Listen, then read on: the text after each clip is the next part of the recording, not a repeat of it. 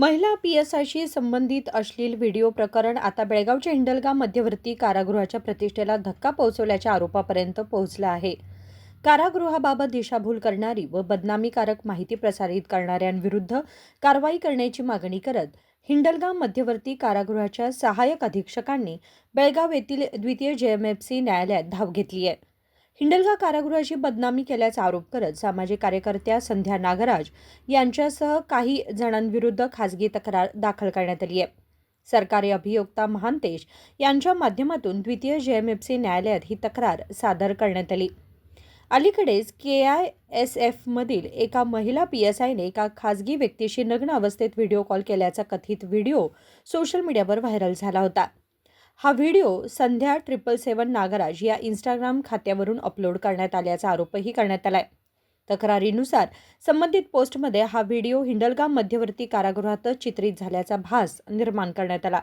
तसेच गृहमंत्री प्रियांक खरगे आणि कारागृह सुधारणा विभागाच्या ADGP यांची छायाचित्रे वापरून ही पोस्ट करण्यात आल्याचा आरोप आहे. मात्र संबंधित महिला PSIचा हिंडलगा मध्यवर्ती कारागृहाशी कोणताही संबंध नसल्याचे कारागृह प्रशासनाने स्पष्ट केले आहे.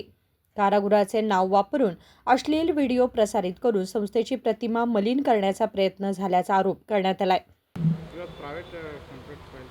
ಹೌದ್ರಿ, ಇವತ್ತು ಅವರು ಜೇಲ್ ಸೂಪ್ರಿಡೆಂಟ್ ಅವರು ಒಂದು ಖಾಸಗಿ ಫಿರ್ಯಾದಿಯನ್ನು ಮಾನ್ಯ 2ನೇ JMFC ನ್ಯಾಯಾಲಯದ ಮುಂದೆ ಇವ್ರ ವಿರುದ್ಧ ಒಂದು ಸಂಧ್ಯಾ ಅಂಥೇಳಿ ಇನ್ಸ್ಟಾಗ್ರಾಮ ಹೋಲ್ಡರ್ ಮೇಲೆ ಮತ್ತು ಇನ್ನೊಬ್ಬರು ಸಾಯಿ ಕುಮಾರ್ ಸುರೇಶ್ ಕುಣಿಗಲ್ ಸೂರಿ ಅಂಥೇಳಿ ಅವ್ರ ಮೇಲೆ ಒಬ್ಬರು KSISF ಸಿಬ್ಬಂದಿ ಮಹಿಳಾ ಸಿಬ್ಬಂದಿಯ ಒಂದು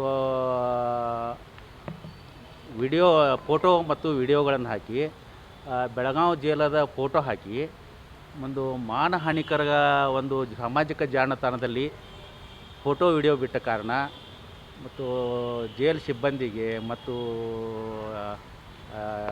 ಜೇಲಾಧಿಕಾರಿಗಳಿಗೆ ಮಾನಹಾನಿಕರವಾದಂಥ ಅದು ಸಾಮಾಜಿಕ ಜಾಲತಾಣದ ಫೋಟೋ ಮತ್ತು ವಿಡಿಯೋ ಇದ್ದ ಕಾರಣ ಇವತ್ತು ಜೇಲ್ ಸೂಪ್ರಿಡೆಂಟ್ ಅವರು ಬಂದು ಅವರ ವಿರುದ್ಧ ಮಾನ್ಯ 2ನೇ JMFC ನ್ಯಾಯಾಲಯದ ಮುಂದೆ ಖಾಸಗಿ ಫಿರ್ಯಾದಿಯನ್ನು ಸಲ್ಲಿಸಿದರು.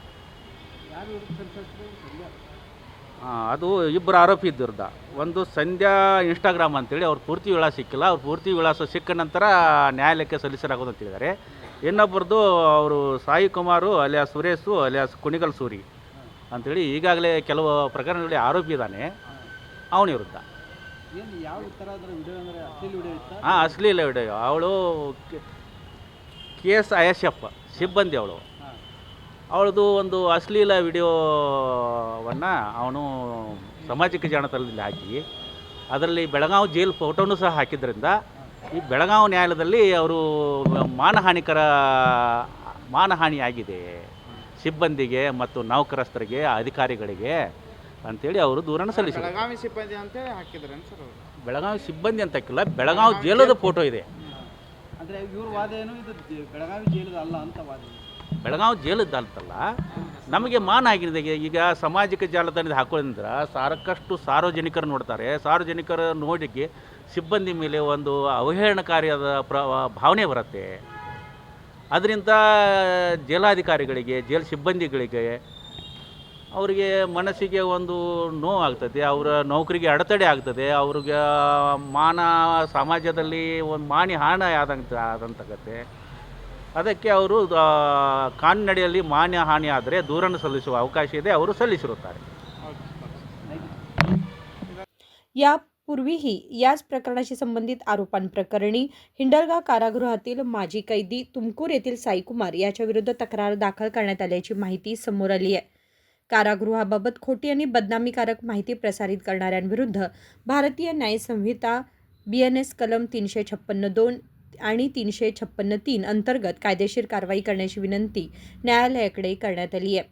Vinod Kolkar, KMM Marathi, Belgaum.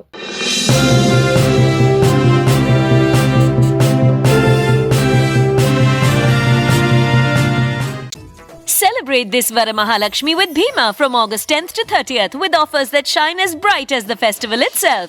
Get up to rupees 1,000 off per gram on gold. Flat ₹1,000 off per gram on diamond and ₹1,000 off on every 50 grams of silver. Get ₹150 extra per gram on old gold exchange. And that's not all. Rupees 4 crore worth of diamond jewelry to be won through lucky draw. Offers available at all Bhima showrooms near you. TNC apply.